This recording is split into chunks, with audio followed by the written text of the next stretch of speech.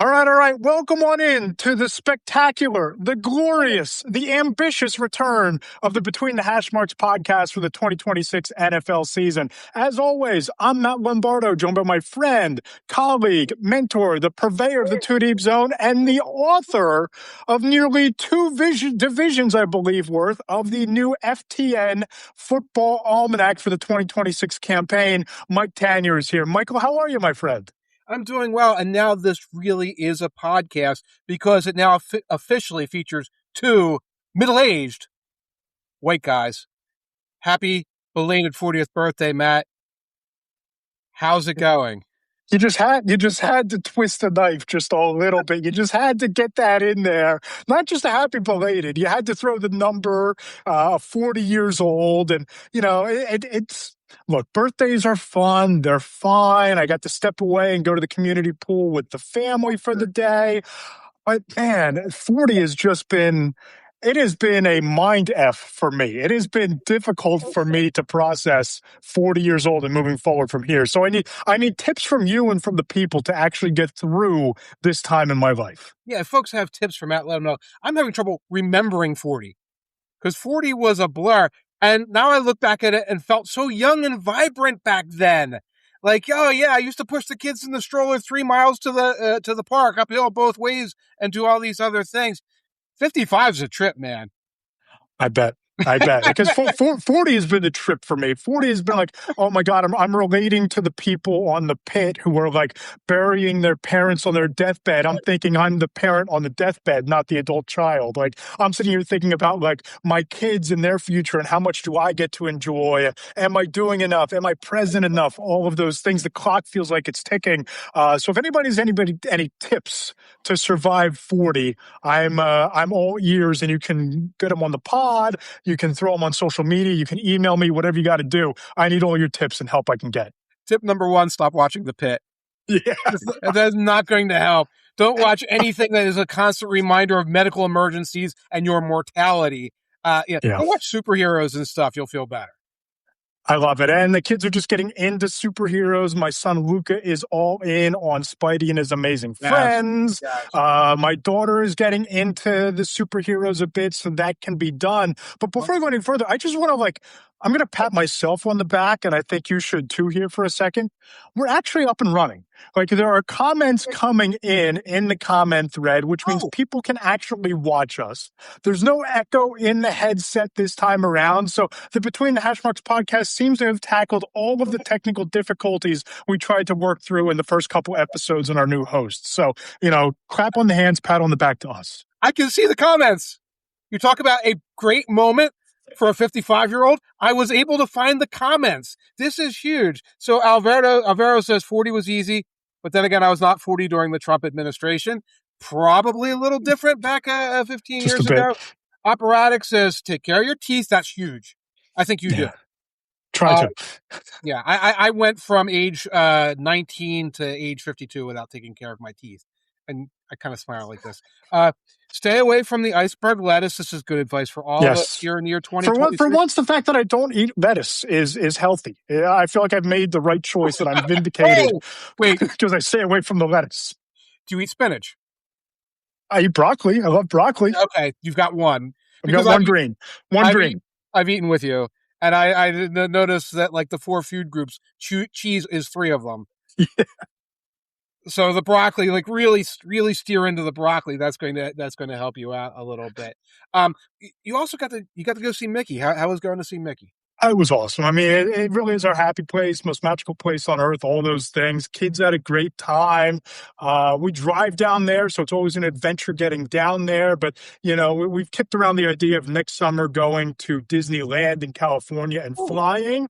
But my daughter, we're trying to get her over the hump because she loves the Guardians of the Galaxy ride. She loves the Slinky Dog roller coaster. They don't have those things in California, but Southern California is my happy place. So I'm hoping for 41, we can get out there for a couple days, a week, whatever, and take in the fun, the sun, and the scenery. Very cool. Maybe Knott's Berry Farm or one of the other places out there might be something that interests. Yeah, add it to the list. Yes, Operatic by the way points out that the 4 food groups are solids, liquids, salts, and sugars. You forgot cheeses and you forgot gummies. So Yeah, cheeses are mandatory. They're the foundational block at the bottom of the food chain. That's where the cheese belongs. But Mike, we have a fun show. You put together a great breakdown of some of the top storylines in the league. We're going to get to all of those, but a little bit of housekeeping first. If you enjoy the podcast, if you love Mike's wit, his humor, the analytics deep dives, go check out the FTN Almanac, where you can read how many chapters written by Mike? 8. Ocho. 8. Two divisions worth of teams written by Mike Tanier in the Almanac. And also, of course, subscribe to the Too Deep Zone on Ghost. It's mandatory reading. It's appointment reading. The series you have going on right now, the Skeptic's Guide to Training Camp, is phenomenal. It's dripping with all of the sarcasm and data that you could ever expect from a Mike Tanier piece. I'm loving the series so far. If you enjoy my work and the reporting and the features and the deep dives, come to Between the Hashmarks on Beehive. It's betweenthehashmarks.com. You can subscribe there. And of course, if you love the podcast, check us out on Apple Podcasts. iHeartRadio joins the fray. Your Alexa app and Audible. You can listen to the Between the Hashmarks podcast on Audible and your Alexa app, and leave us those 5-star reviews for the Between the Hashmarks podcast on Apple Podcasts. Mike, we have one to read today as we turn the page into the 2026 season. We have a 5-star review to read. Unbelievable. We've been on hiatus. Maybe that's what the 5-star review is about, that we stopped podcasting? Yeah, the value in the absence, right? Yes, the silence, the mop between the claps. So let's hear this. So this is coming from Zach, who needs a nickname. 5 stars, fantastic content. As someone who just subscribed to Matt's newsletter, I totally forgot to leave a review, but here it is. Here we have 2 insiders who don't take themselves too seriously and interpret the NFL news for fans. If you want to sample their written content, this show gives you a good primer, unquote, 5 stars. That's wonderful. That's from Zach, who needs a nickname? Yes. Should we give him one? Well, Should we give him a nickname? I'm guessing he's already rejected Zach Attack and the Zachinator. So we need to know more about Zach. Zach, if you want us to pick a nickname for you, we need more information. Thank you for the 5-star review, but we don't know you enough to provide you with a nickname. Hey, before we get into it, did you watch any of the World Cup? I know you're a Tour de France guy, and you already have your like brackets are filled out, and you're predicting a blowout. I don't know who's going to win because I don't really follow cycling. But before the Tour de France gets underway, did you watch any World Cup? I watched the second half of the last match, and I watched some of the USA matches. I don't understand this sport at all. I do not understand this sport. I don't understand 0-0 tie through like double overtimes or anything. So it'd be on in the background, and suddenly I'd be like, what's on Turner Classic Movies? I know that's sacrilege, but that's how I approach it. What about you?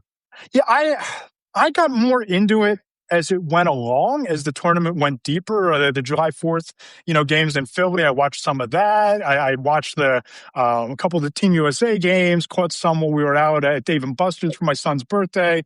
Saw England beat Norway in that game, pretty good game. But it was one of those weird things.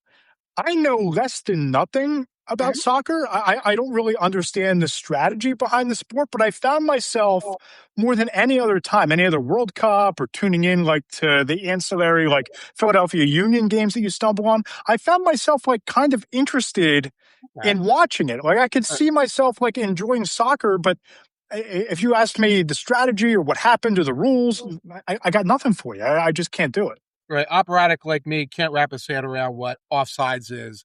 I don't know how that works. By the way, Alvaro asked if I'm a listener to SGU. I'm not sure what SGU is along the way, but like I'd have it on in the background, but with the Spanish language. And when the dude's voice went from like an 11 to like a 13, because it's never below 10. But when it reached that, like I'd look up, and then I would genuinely see something exciting. In fairness, that's how I watch baseball. Right. Like, oh, the bases are loaded. Now I'll pay attention. So that's kind of how I was watching soccer. I've been watching cycling, except that Tadej Pogačar has cycled away with the Tour de France. I think there's like 5 days left before they get into Paris, and it's a blowout. Jonas Vingegaard, the number 2 cycler, had an injury, so he's out, and nobody else is going to compete in that. So the yellow jersey is basically tattooed to him. He's now like Yellow Man going into Paris. Kind of like that. Yeah, this guy is like Tom Brady level GOAT for like in the last 5 years. I think he's won 3 Tour de France's and he's finished second the other times. Usually the Vindigo, who would be the Peyton Manning. Yeah. And when one of them is gone and there's no Drake May or there's no whoever coming up through the ranks, so that race is kind of over. I'll put it on in the morning while having my coffee, and that's about it. Great time to turn the page to the NFL because believe it or not, Mike, training camp's already here. We saw on Friday the Seahawks rookies reported to camp. On Saturday, the San Francisco 49ers rookies reported to camp. So camps are open and other teams are about to begin training camp. We took the kids down to the Phillies game on Sunday and you could see at the Jefferson Health Training Center, they had the big tents already being set up and they were wheeling in like the statues of the swoop and the football helmets along the walkway. So signs of training camp are coming to life in South Philadelphia and around the country. And, we all live for football season. The playoffs obviously produce all kinds of drama, but I'm a football nerd through and through. My favorite part of the calendar might be training camp. I actually enjoy training camp at like a sicko level. So this is entering my time of year. Sicko's the way. Now you're thinking like a beat writer, right? And you liked that daily grind, right? Yes. I love boots on the ground, watching practice. I was covering the team at the infancy of charting of quarterback throws in practice, and I detested that part of the coverage, and I didn't participate in that. But I love looking at the third string defensive back who has a big day, or the linebacker who's rising up the depth chart, or the running back who breaks off a couple of big runs, and you think, okay, he's going to be pretty good this year. I just love that aspect of the calendar and this time of year. I miss a lot of that boots on the ground. I very rarely get the chance to do that anymore. But you feel very informed when you're there. Okay. Yes. And you're sort of bored and hot. Yeah. But you also get this like thing where you're getting like straight from like the tap, like you're tapping the barrel and drinking straight from the barrel all the football knowledge, and that's phenomenal. Were you covering the Eagles when Chip Kelly was there? Oh yeah, that was my like second year on the beat, and it was just completely. Remember that when Andy Reid was in Philadelphia, and they have those concrete bleachers that are built into the building, and Andy, you could not like lean up against a wall, you could not sit down, you could not touch the bleachers. Chip Kelly, you could sit there, but as you're sitting there in the bleachers, it was like the magical, musical machinery of Chip Kelly the Wizard was taking place because they'd be wheeling in these big speakers, and it was this novel concept of playing loud music in practice, and everything was going 10,000 miles per hour, and they utilized more of the fields at one time. It felt revolutionary in a way that now it seems like every team seems to operate in some version of that style of a practice. And they gave us water ice. Yes. Italian ice, for those of you who aren't in this area, because I realize when I say water ice and you are not from New Jersey, Philadelphia, you have no idea. They would give us, a guy would be scooping Italian ice, lemon flavor, cherry flavor, and you and me and all the usual suspects. I don't know how we always wound up getting in fights with each other. We were comfortable.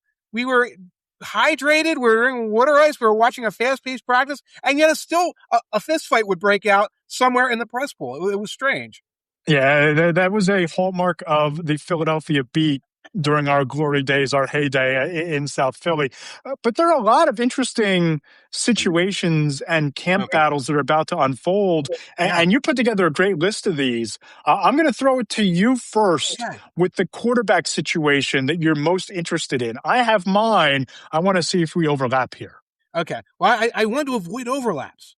So I'm going to say what I picked because I was going to give you the first dibs on this.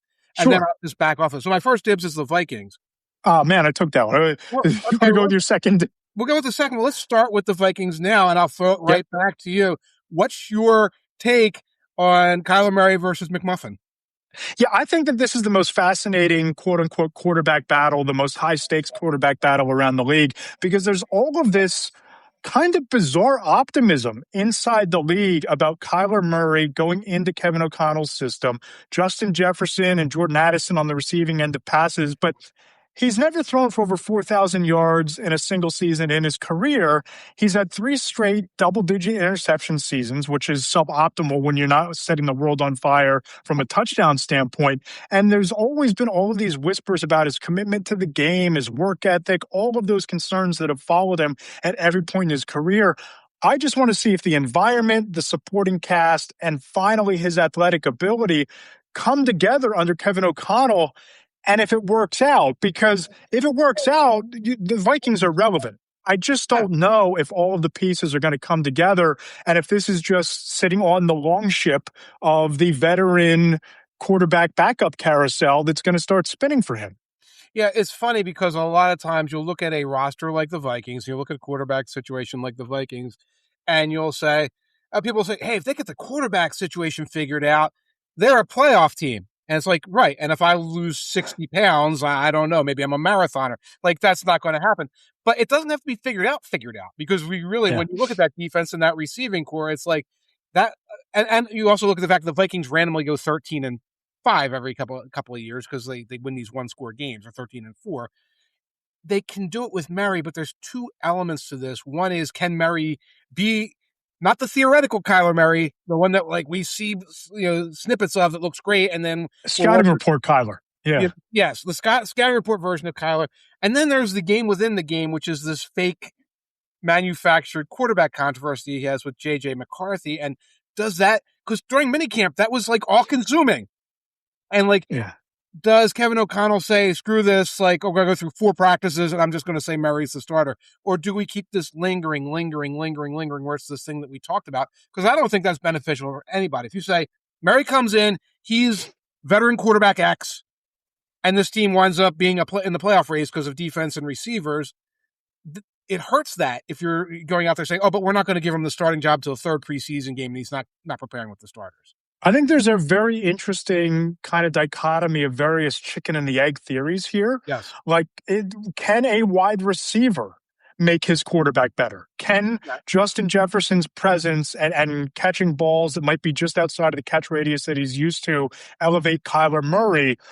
Is Kevin O'Connell the quarterback whisperer that everybody suggests that he is, but rarely outside of Kirk Cousins' presence has ever really shown that that's what he is or that concept exists? But if you elevate Kyler Murray, who's always been potential, if you reach that mark and you reach that promise, then that reaffirms Kevin O'Connell's reputation to a degree. So I think that we're going to almost have to look at the Vikings as this laboratory. Yeah. Is Kyler Murray and Justin Jefferson the combination that unlocks the best of the quarterback? And is O'Connell a coach who gets the most out of a guy who's never lived up to his potential, his billing, and what we thought he was going to be?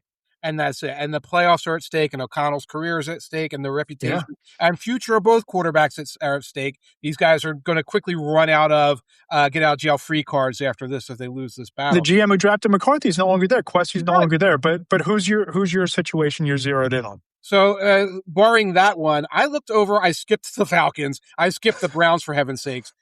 And I went over to the Raiders because has there been a number 1 overall pick that's been has gotten less enthusiasm behind him than Fernando Mendoza, where he goes to Las Vegas? He's currently behind Kirk Cousins on the depth chart. I don't know how legit that is.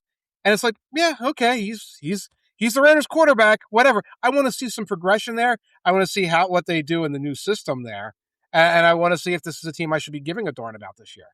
Yeah, no doubt. And I love the presence of, the new head coach in place there, a competent offensive philosophy, unlike what you saw from Chip Kelly and Pete Carroll a year ago. But when you talk to people inside the league, it's almost like a throwaway. It's almost like common knowledge that I spoke to an NFL executive in the NFC West, and he told me he doesn't think that Mendoza is going to be the guy until November or December. Okay. But they're going to try to keep the training wheels on Mendoza, help him learn the system, help him learn the scheme, and get this offense with Kirk Cousins, with Ashton Genty, with Brock Bowers, with the guys they brought in, kind of humming at all cylinders before they put the kid in there. Now, who knows if that's how it plays out, but that goes to your theory of, gee willikers, we drafted this kid number 1 overall, but he ain't ready to do much other than hold a clipboard till we can get up and running where it's turnkey for him to step in late in the year.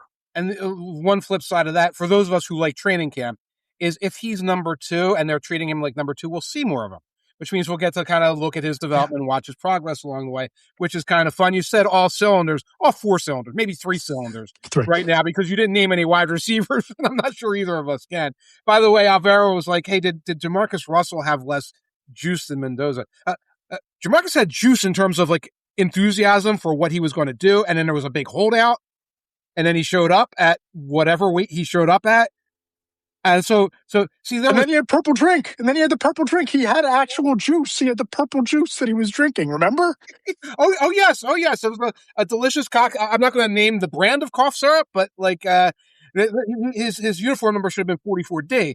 Yes. But sorry about that. I laughed at my own joke.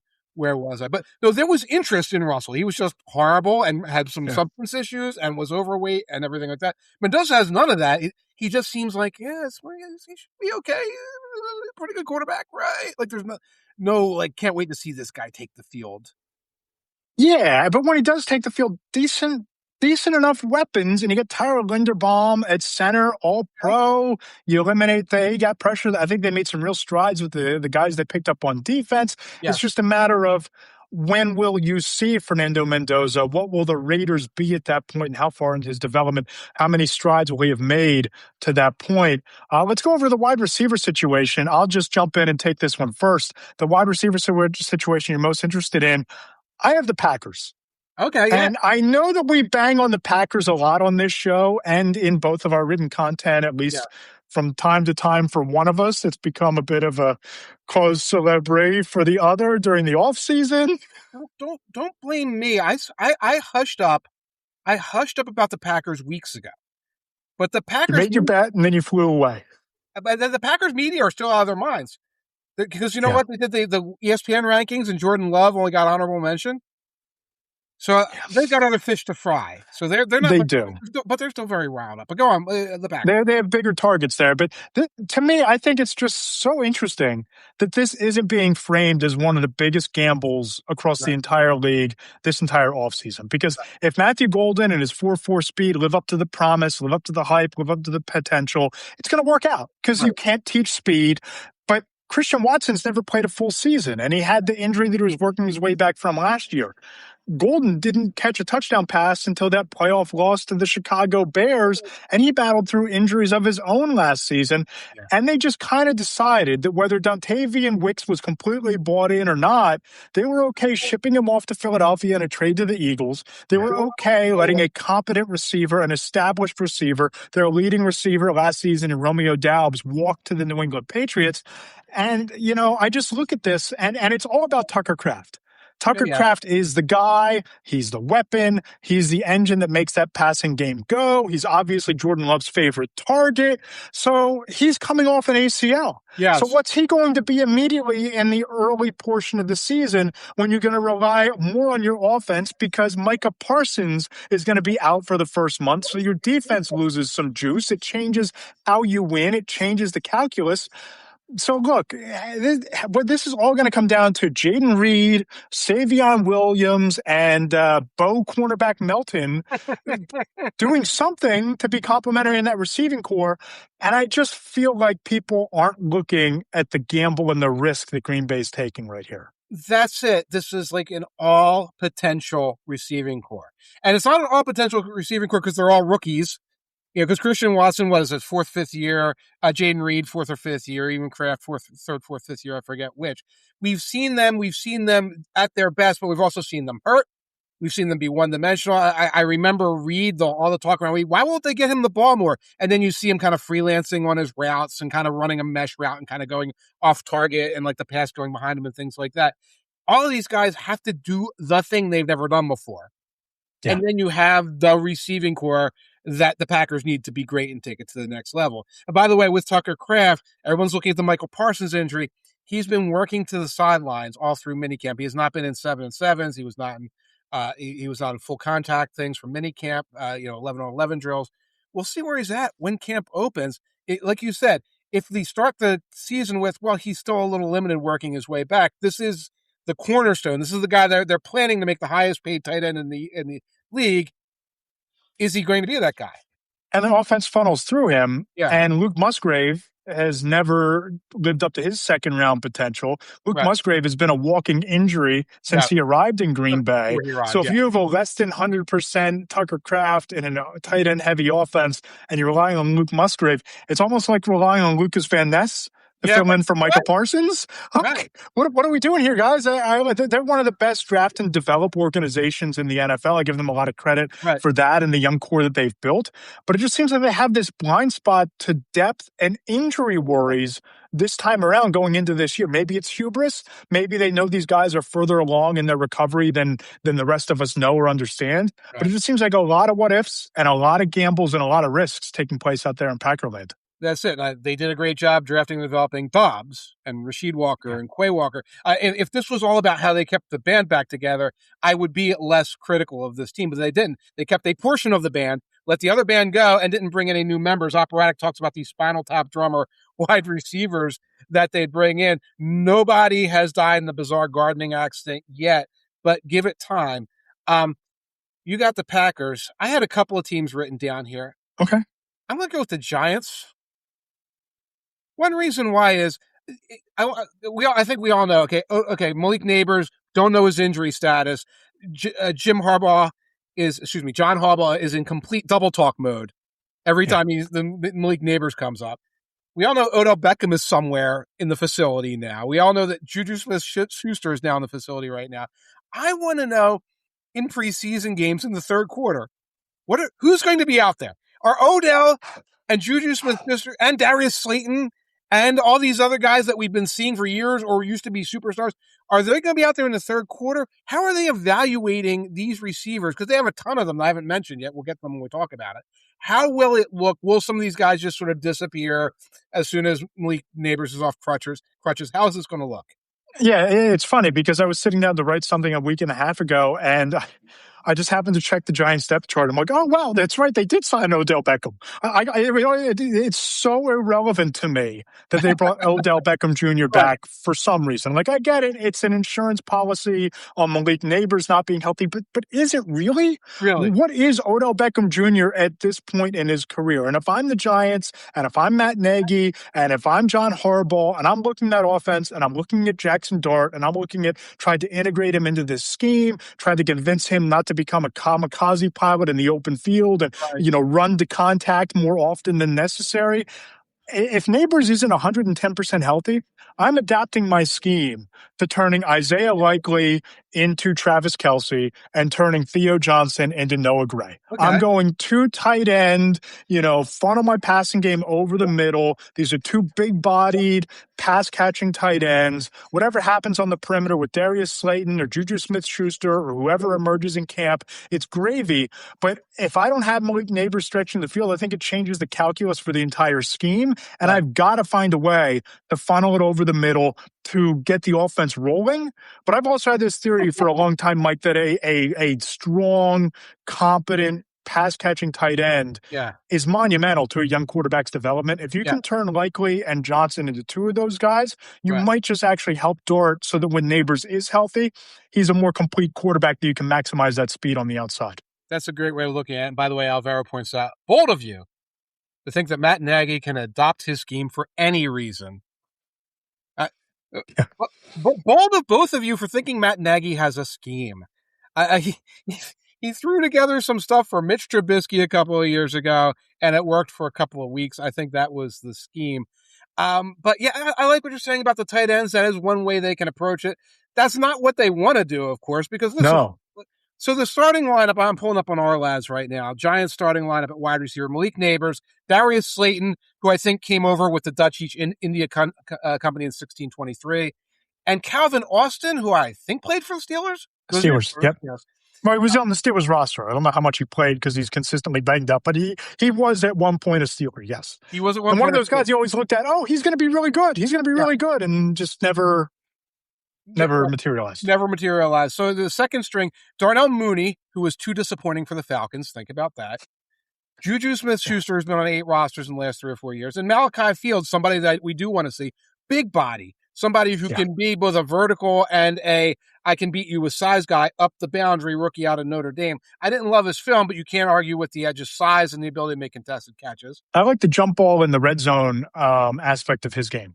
And that's what I thought stood out to me about him. Yes, and that makes sense. Speaking of jump balls in the red zone, listed as third string, you have Odell Beckham Jr., Isaiah Hodgins, who was also on the Steelers at some point, And Braxton Berrios, who is a guy.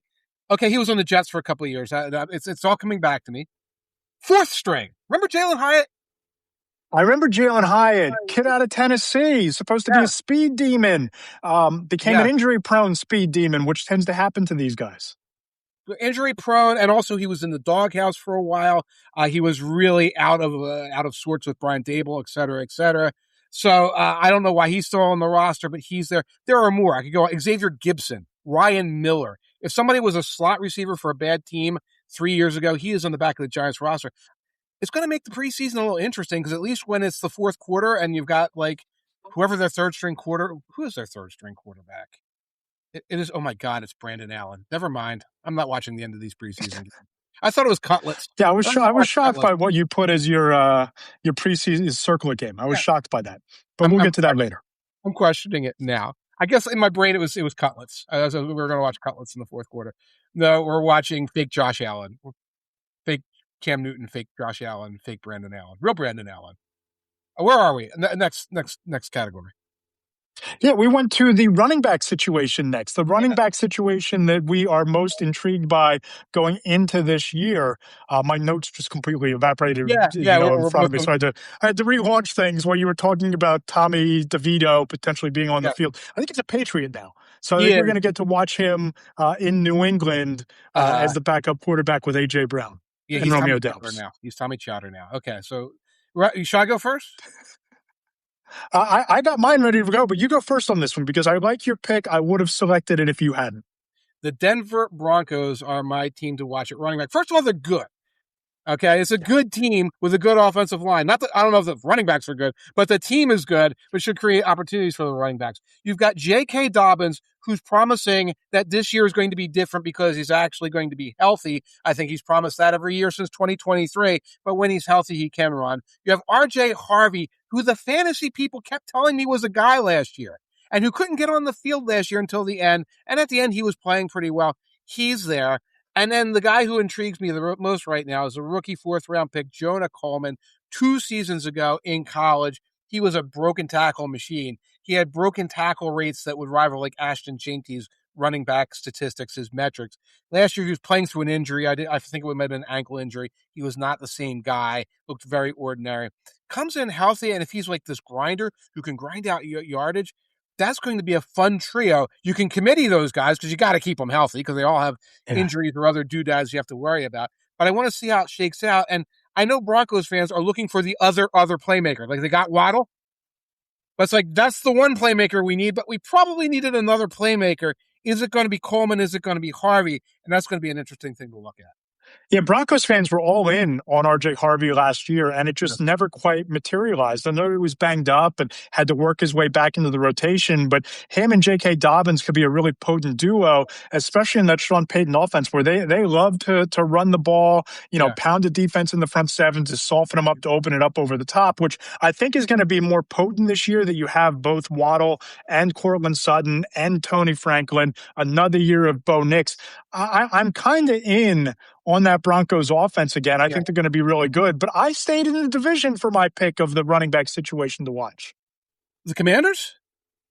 No. This division, the Los Angeles Chargers. I think the Chargers situation is going to be really interesting because Omarion Hampton was supposed to be #him last year. He was supposed to be the guy, but he had a broken ankle early, kind of derailed his season, took him off track before he had a chance to get going as a rookie, only rushed for 100 yards or more once in a game, but he scored 5 total touchdowns. So when he had the ball in his hands, he was effective, he was potent. But then you had Kimani Vital doing his thing, who I thought kind of defied every reasonable expectation you would have had for a guy like Kimani Vital, who was supposed to be a role player. He comes out rushing for 643 yards, 4 total touchdowns, surpassed 110 yards in a game 3 times, had 13 explosive runs, which was top 40 among NFL running backs.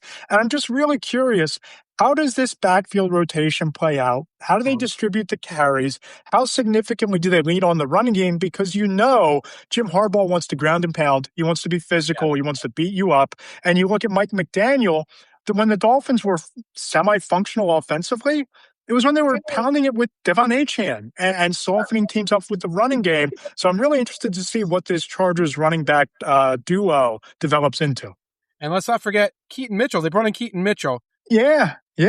Easy to forget because we know him as the guy who gains 30 yards on one sweep for the Ravens and is injured at the end of it. And that's pretty much the story of his career. But if he gets to get 3 or 4 of those 30-yard runs, he could be special. And you're right, McDaniel's offense merged with Harbaugh's system is going to make it interesting for those guys. I don't know how much of it we'll see in camp, but it's going to be fun to see how that comes along during the regular season. Because, I loved Hampton coming out of college. Everybody did. No idea about Vidal, except that Vidal played well last year, and Mitchell has this capability. They also brought in Alec Ingold at fullback, which means that you can tell you don't have to convince Harbaugh to bring in a fullback, but you can tell him and McDaniel have something schemed up here where they want to have 2 backs in the backfield. They probably want Herbert under center, and they want a million guys going in motion. It's going to be interesting to see how that looks. And we'll at least see in the preseason how the snap distribution plays out. Is Vidal getting a bigger piece of the pie? Is Hampton getting his carries? Is it an even split? Do these guys even play? Because a lot of times you'll save your starters, especially at running back, for the regular season. But there are some interesting defensive changes that have happened around the league. I liked your 2 selections a lot, so I stayed away from both of them. Mine's one big change, but a bunch of little returns that could be bigger changes. That's the Baltimore Ravens. Okay. Because Trey Hendrickson, what kind of impact is he going to make? Because there's all of these rumblings and all of this optimism that Nnamdi Madubuike could possibly be back on the field and healthy off that horrific injury last year. And according to ESPN, the Ravens ranked 29th in pressure rate last season with just a 30% pass rush win rate as a team, 30 total sacks down from 54 in 2024. And you remember, this was a Baltimore team that I remember being down in Owings Mills last August as part of the training camp tour. There was genuine Super Bowl optimism coming out of there because of the defense. And you had all these guys they drafted on that side of the ball that were really starting to develop. And they were just decimated by injuries. So, your Madubuike injury derailed his season. Marlon Humphrey was out for a significant amount of time. Roquan Smith was out for a significant amount of time. Other role players were injured. So it just feels like Hendrickson's arrival and all of these returns, if they can stay healthy, we might be getting a glimpse of what the defense we thought we were supposed to see last year getting on the field this season. That's it. And when Humphrey was on the field, he wasn't that good. I think he was probably playing through some stuff. And there's 2 facets to this. One is you've got some of these new guys and returning guys, and you've got a new coach in Jesse Minter coming in from the other side of the Harbaugh family tree. And we're going to see how he impacts the defense. It's going to impact the messaging around that team, how things are tweaked a little bit. But you hit it on the head. You've got Hendrickson. They also bring in Zion Young in the 2nd round. This is a monster pass rusher from Missouri. Some of the guys you talked about they had drafted last year. Mike Green was somebody who looked like he was going to be an impact player. I honestly don't know what happened with him in terms of his rookie season. If you get some of these guys in, you get that health, you've got this team that can very quickly turn around. Like you said, this team that was one play away from the playoffs, a couple of mistakes at the end of a game from the playoffs. Kicker, man. Kicker. Yeah, kicker, man. Right, and all these other little mistakes away from the playoffs. Can they turn it around? And it is interesting when you throw that extra coach, especially with Minter replacing a legend. Yes. On top of that, what's but bringing in a defensive attitude and mentality too. There's a defensive mindset. Coming from Michigan, obviously familiar with how the Harbaughs like to operate. It's going to be really, really interesting to see what he's able to do based on what they did with him calling the defense in Los Angeles before coming to Baltimore. Right. It sounds like they needed a little bit of a breath of fresh air there. That the Harbaugh thing had gotten stale with some of the veterans, and how he brings a different Mike Tomlin, Bill Belichick, Andy Reid. These long-term coaches, eventually you meet an expiration date. And I think that Harbaugh met his sometime midway through last year, and certainly by year's end. Absolutely. Well, my defense is the Kansas City Chiefs defense. Again, I always have one eye on there's a team I want to see in the regular season. And there's a team I want to see in training camp because they got the new faces, particularly the new faces I'm going to hear something about that we'll see on preseason games. They get the opportunity to see practices, full squad practices. I want to see Mansour Delane. Yes. Their 1st-round pick. This is a completely rebuilt defense for the Chiefs. Peter Woods, their other 1st-round pick. You don't see a lot of defensive tackles during the preseason, but they had a second-round pick, R. Mason Thomas, who was a very intriguing edge rusher. He's getting put into the mix. They brought back L'Jarius Sneed, which was a sign that they recognized how many new faces, an old new face, but how many things they had to do in the secondary because of the losses of McDuffie and some of the other guys there. These are people I think I'll see in training camp. I'll see in the preseason. They could they turned it around quickly a couple of years ago.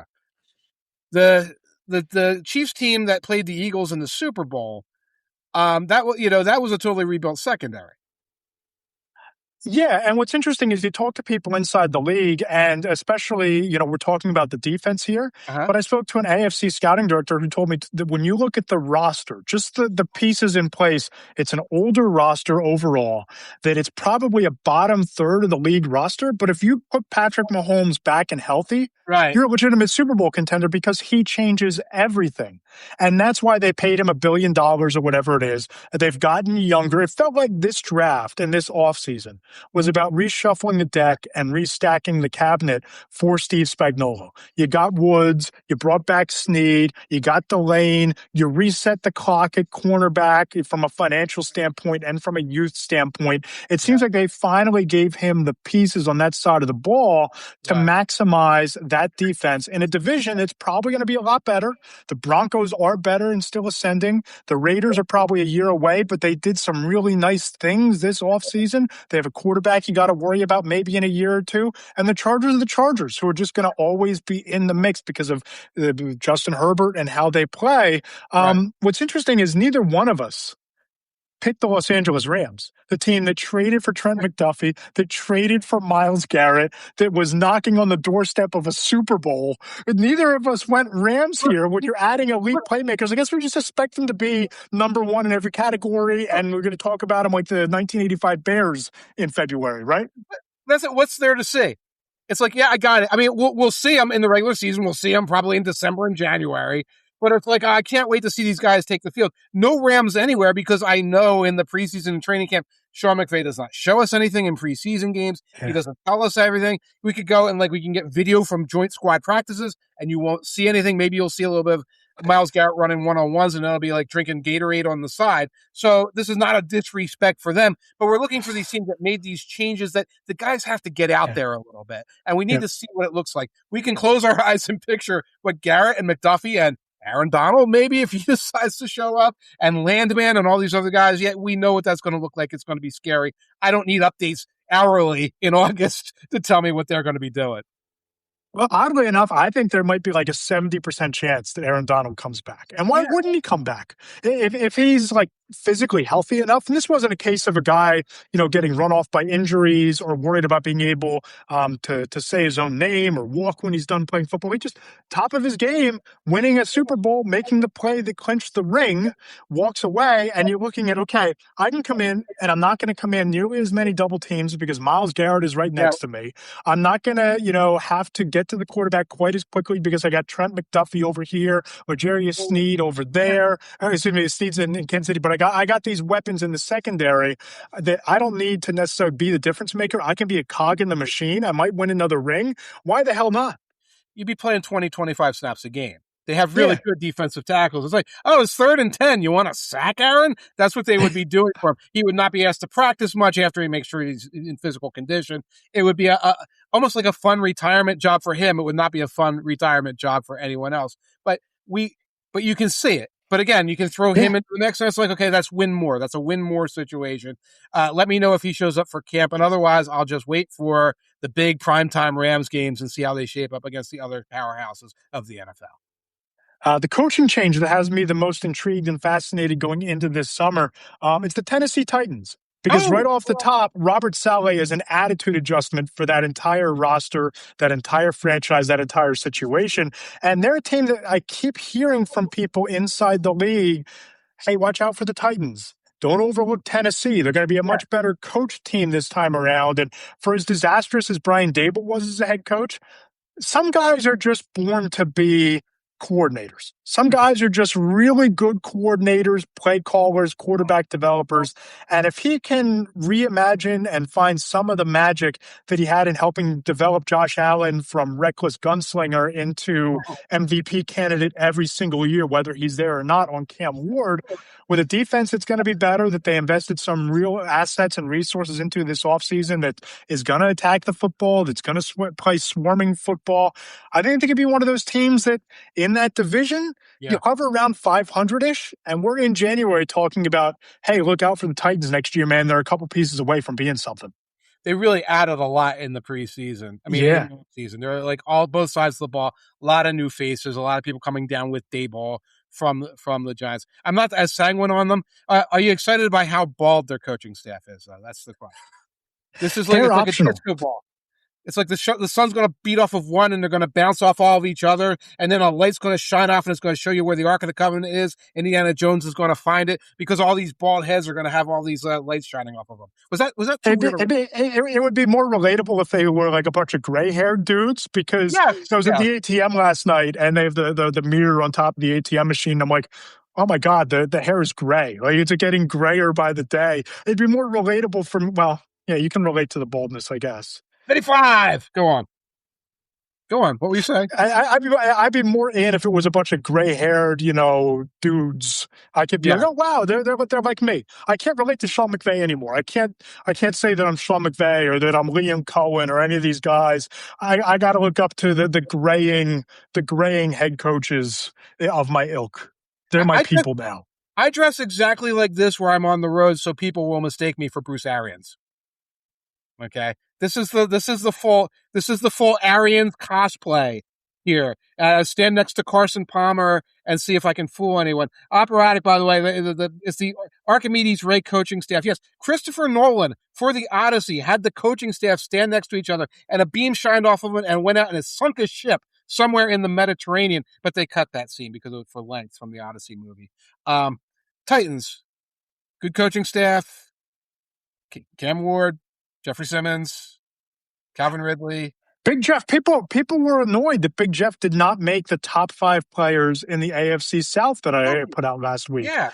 And it's just one of those things. I mean, you got Danielle Hunter, you got Will Anderson Jr., Trevor Lawrence, you got to get a quarterback in there. Right. It just seemed like he'd be number 6. There are a lot of number 6s. This exercise was very difficult, narrowing it down, more difficult and more daunting than I thought it would be, getting 5 players.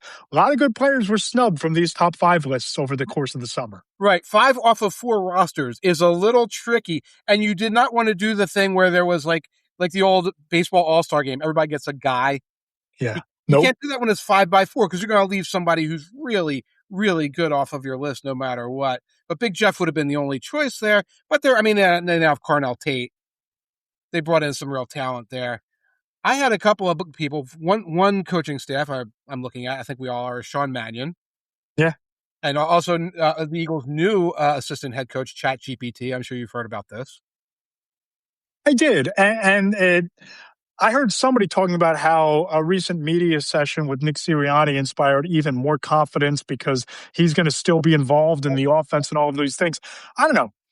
If I were a fan, like a Penn State fan, big Penn State guy, if Matt Campbell steps to the podium and said, oh, yeah, I was consulting with ChatGPT about how to build the program, Blacksburg isn't bad. Right? Like what? I understand trying to better yourself, but I don't know that ChatGPT and Claude and Gemini are the off-season resources that I would want my NFL head coach sinking his teeth into trying to improve his emotional intelligence. Nick Sirianni asked ChatGPT why people don't like him, and his computer exploded. It's self-destructed out of pure awkwardness of not wishing to answer this question. Okay. The stock of all the Chat GPT companies went down 200 points. The Dow fell upon news that Nick Sirianni was using. Forget prop bets. The S&P futures market was affected by the fact that now Nick Sirianni has discovered Chat GPT, people. Yeah, I'm not sure that that's something that I would have talked about publicly. I think even if I did it, like, late at night, you can't sleep and you're tossing and turning, why don't people like me? That's one thing. Some things do not need to be revealed publicly, Nick. Well, somebody please go on ChatGPT and ask it why people don't like Nick Sirianni and see what we get. Should we do it right now? Oh, should we do it right now? Yeah, why don't you do it right now, Alvaro? You have another coaching staff to give. So I'm going to, I'll go to ChatGPT. I will verbatim read the answer. Yes, thank you. This is horrible, by the way, that we're doing this. But my other choice besides the Eagles, we alluded to earlier, was the Chargers. I apologize. I'm sure I said Josh McDaniel at least once. It is the start of training camp for Matt and I as well. We, of course, need Mike McDaniel going in there and trying to find the merger of these two systems. And one reason I picked the Chargers as a training camp viewer is there's no way you can hide Mike McDaniels' offense in the skunk works, like in a preseason game. You can't go out there and do a vanilla. You can. Hand it off to Kamani Vidal. Hand it off to Marion Hampton. Hand it off to Kamani Vidal. Whoever the backup quarterback is, play him. You can hide it. You're still going to have 15 guys going in motion.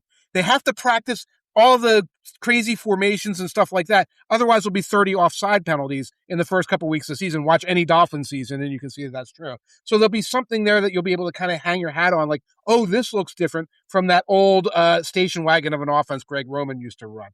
Do you have? Okay. I have the breakdown. I have a novel from ChatGPT on why people don't like Nick Sirianni.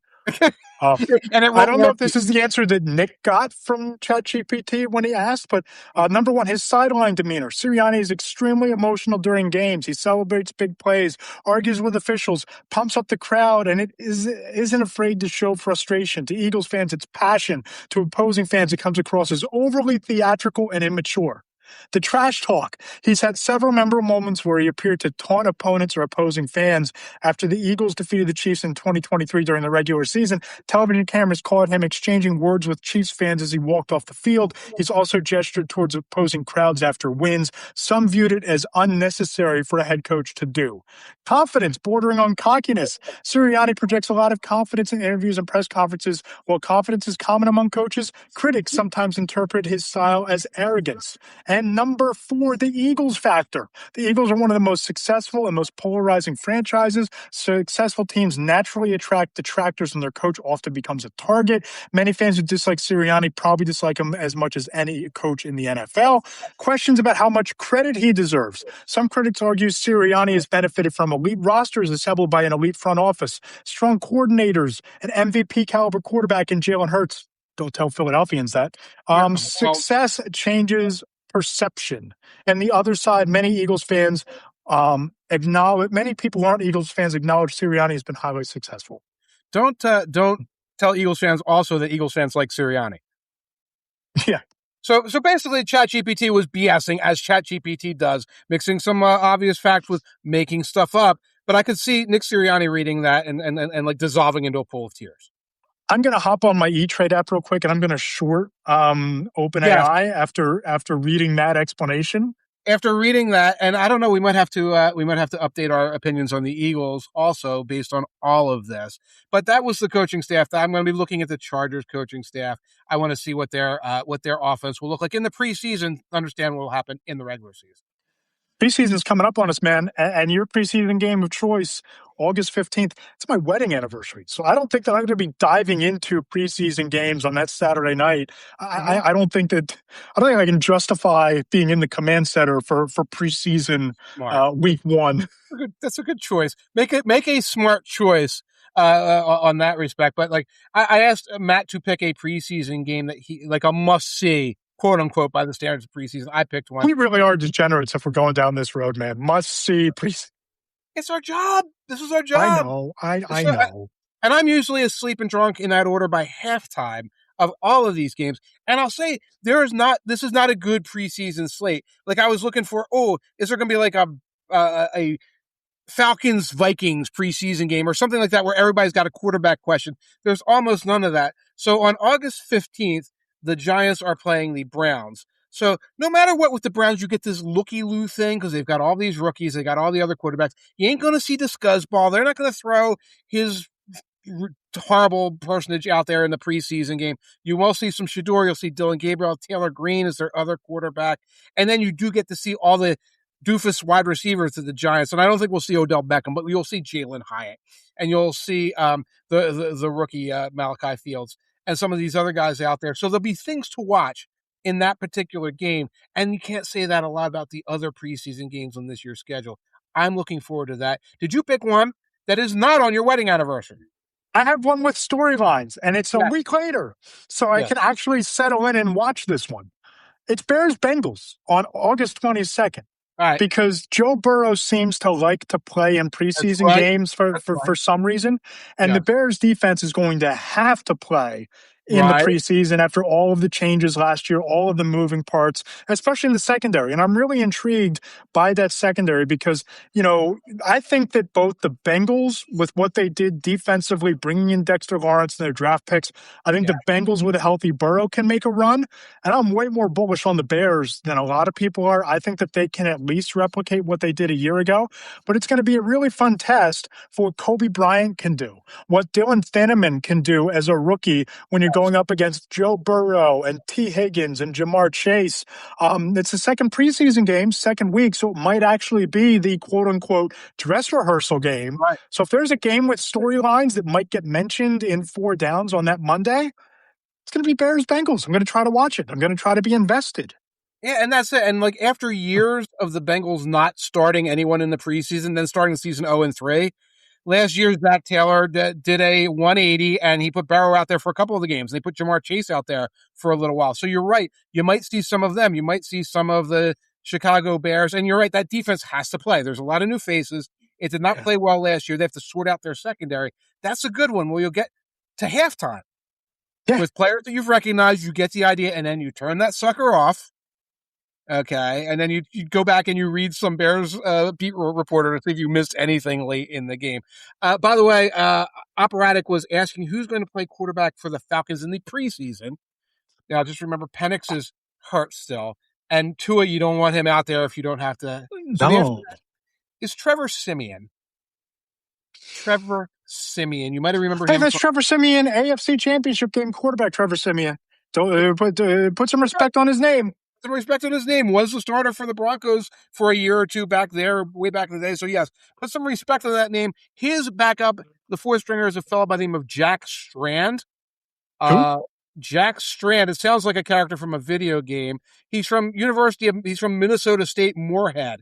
I know nothing else about him, but I'm going to go down a rabbit hole on Jack Strand from Minnesota State Moorhead. How is this guy on a roster? How did he slip through the cracks of all the research we do? But you'll probably be seeing I'm guessing I'll be reading this in walkthrough on Monday on 2 Deep Zone, right?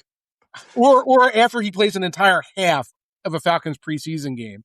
I may have to go and it's like Jack Straw from Wichita, right? This is Jack Strand from Minnesota. Little dead reference for you all. No idea, but that's who you'll be seeing. Oh, is he very tall? I'm sure he's very tall. They're all very tall except Tua. And what's coming up on the 2 Deep Zone in the next couple days here? I have an answer for you for once. Normally I'm like, I have no idea because I've forgotten. But the Skeptics Guide continues for the entire week. So tomorrow we're going to see the AFC South. On Thursday we're going to see the AFC West. And then on Friday is going to be a twofer because we'll do the NFC East. Eagles and Giants fans listening and watching. That's going to be a big one for you. And then 5 o'clock on Friday at the News Dump, NFC South. Good place for it. So you don't have to read this. So there will be 3 exciting installments of the 2 Deep Zone and 1 mediocre one, all coming this week. What about you? Awesome.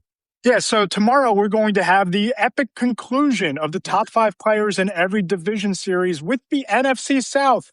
Save the worst for last, but there is a pretty damn good player that a lot of people are all in on in the NFC South. That's the thing with 5 players in the NFC South. Now you're good. Yeah. That's what you can put together a good, you got Bijan, and you got Drake London, and you got, give the whole list away. This is where it gets difficult. It's very difficult in the NFC South to put that list together. Friday, we have the mailbag. Friday's mailbag, okay, good.